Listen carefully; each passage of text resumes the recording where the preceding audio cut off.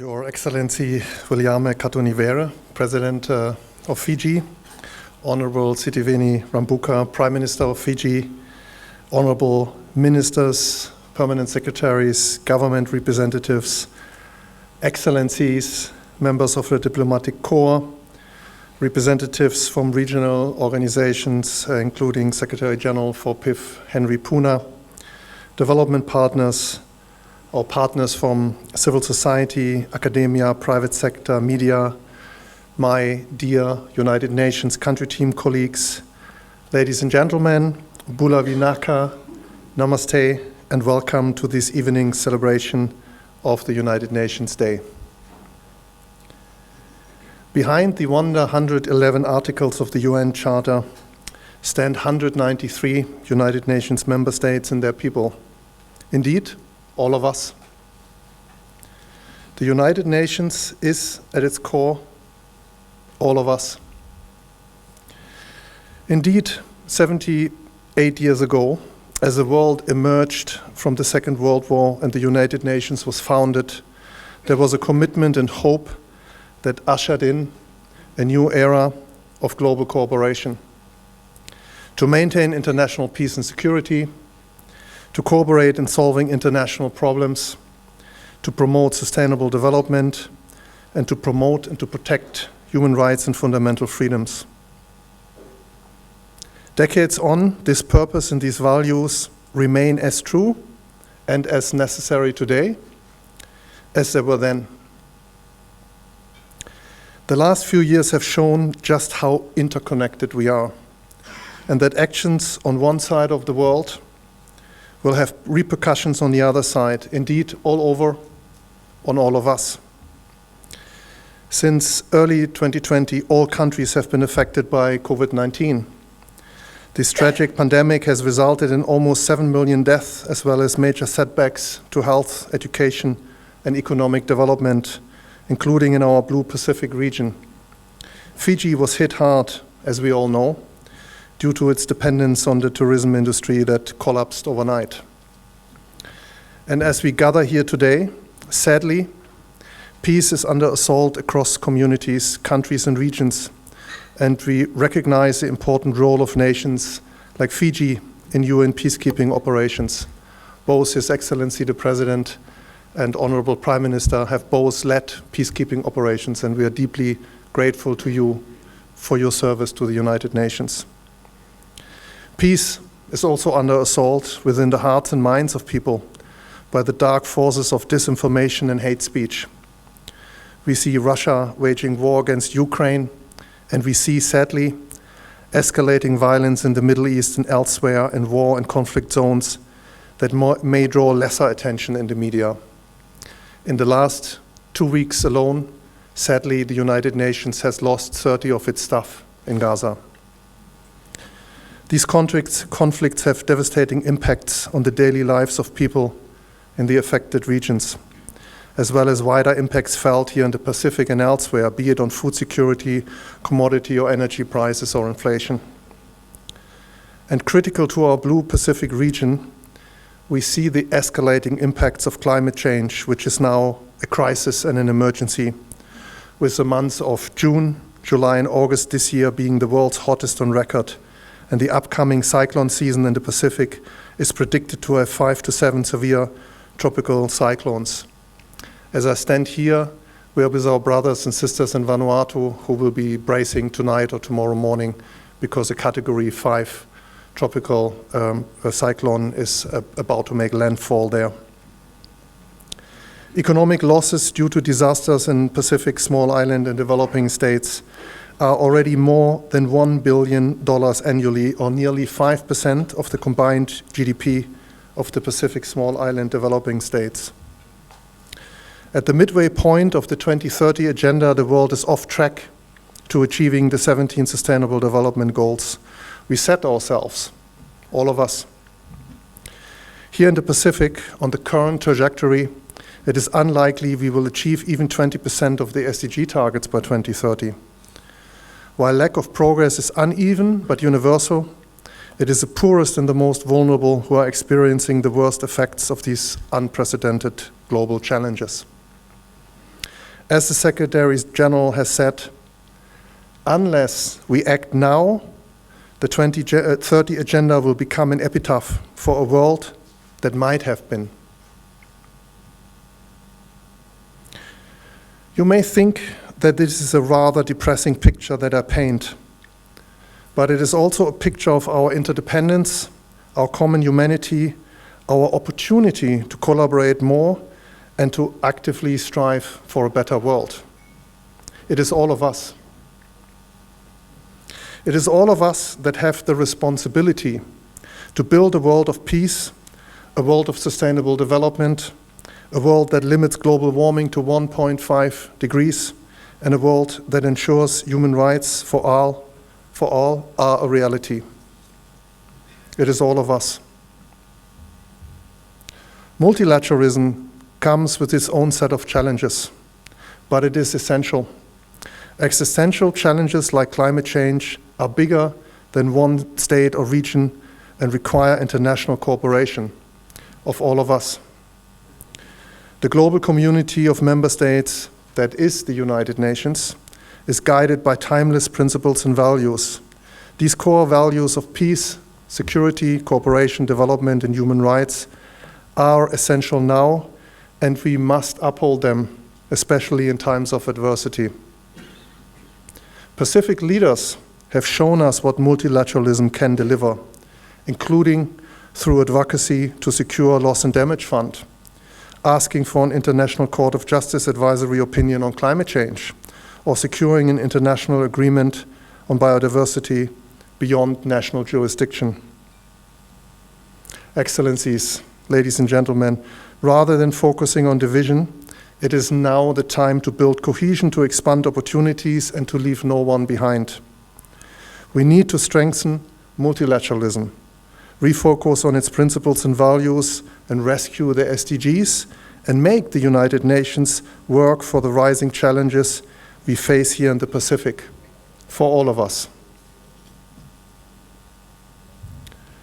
At the SDG Summit in New York last month, member states agreed to focus on major transitions to drive SDG achievement, such as enhancing social protection, speeding up the energy transition, ensuring education for all, creating sustainable food systems, accelerating digital transformation, and halting the loss of biodiversity and to protect nature.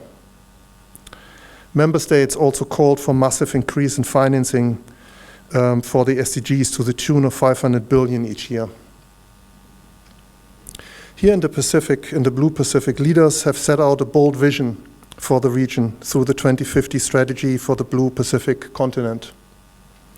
The strategy rightly recognizes that securing the future of the Pacific cannot be left to chance, but requires a long-term vision, strategy, commitment, and particularly in the face of escalating development and environmental challenges and geopolitical tensions.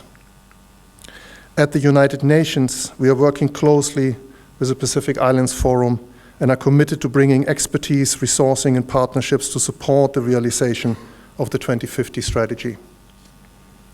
Today, over 30 agencies are working across 14 Pacific Island countries and territories on many priorities, ranging from peace building, social cohesion, climate action, gender equality, quality education, good governance and anti-corruption, non-communicable diseases, human rights, food security, disaster resilience and humanitarian response, to name but a few. And all of you that you came in here today were able to greet my wonderful UN country team when you entered the room. UN agencies are also working to connect Pacific member states into the multilateral processes to ensure Pacific priorities are voiced and acted upon at the global stage. As the UN, we do recognize the value and the role of the Pacific regional organizations in delivering for the region, and we are strengthening our collaboration and partnership. We look forward to signing the first ever UN Principles of Dialogue and Engagement with the Pacific Forum Secretary General and the CROP agencies following the Forum Leaders meeting in the Cook Islands next month. Last month, I was also pleased to join with Deputy Prime Minister Honorable Professor Biman Prasad to sign UN's Fiji Country Implementation Plan. This 2-year plan sets out the UN's engagement and programming to deliver on Fiji's National Development Plan and priorities.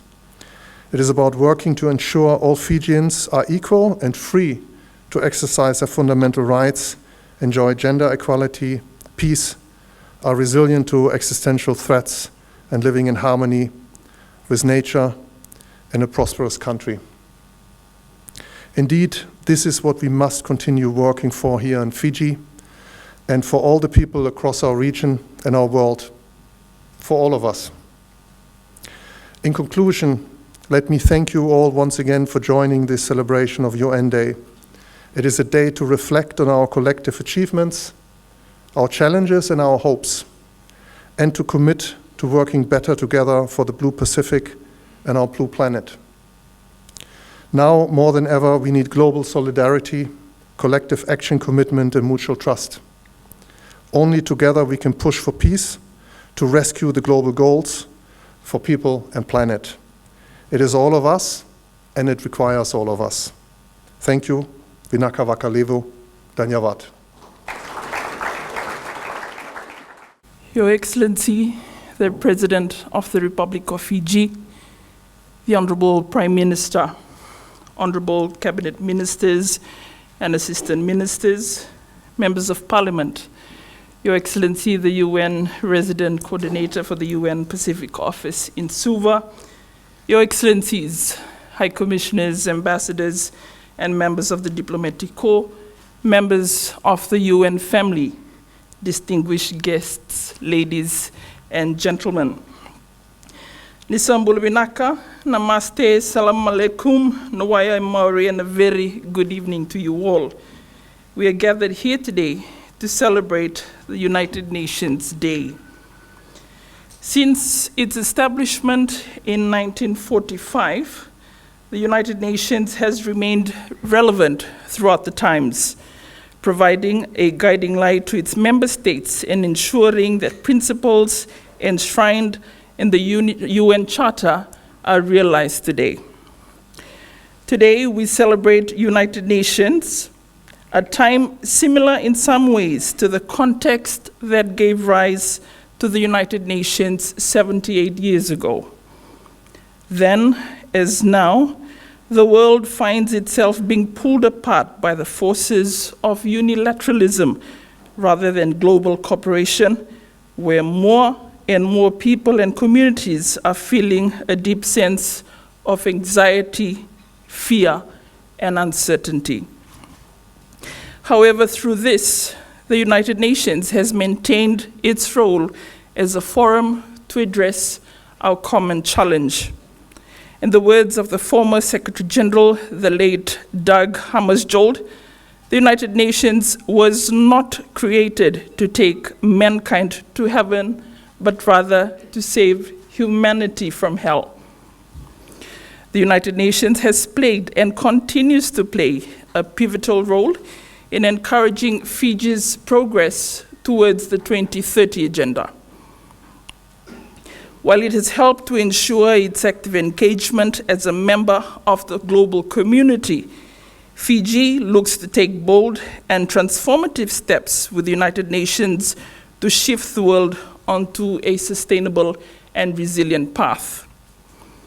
For all of our independent 53 years, the United Nations has touched all aspects of our lives through the various programs it has implemented nationally and in the region. The United Nations has stood with Fiji and the Pacific each time we faced a major disaster. Each time we faced down a health crisis, and each time we faced human development challenges. As we celebrate the UN today, we also look with optimism and great hope for the future. Faced with the multi-crisis of the COVID-19 pandemic, geopolitical instability and conflicts, the worsening climate and biodiversity crisis with widespread effects on people, planet, prosperity, and peace, there is a dire need for accelerated action and political will for the effective stewardship of our collective resources. To do this, we need the United Nations' continued support to its members to ensure that development gains are not lost forever and no one is left behind. Let us be reminded that the UN is not a foreign institution. It is not an agency from beyond our planet. The UN is our organization. The United Nations is us. All of us here in Fiji, across the Blue Pacific, and across our planet. With these words, Excellencies and distinguished guests, on behalf of His Excellency the President, the Honorable Prime Minister, the government of Fiji, and all Fijians, it is my distinct honor in extending to the United Nations our sincere appreciation and well wishes for its continued success. May I kindly invite you to please charge your glasses as I propose a toast.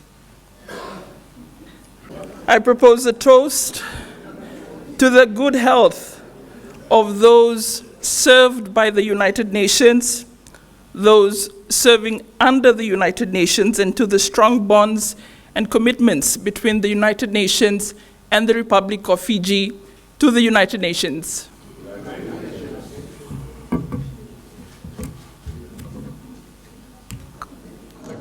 One, two, three. Happy UN Day. Happy UN Day.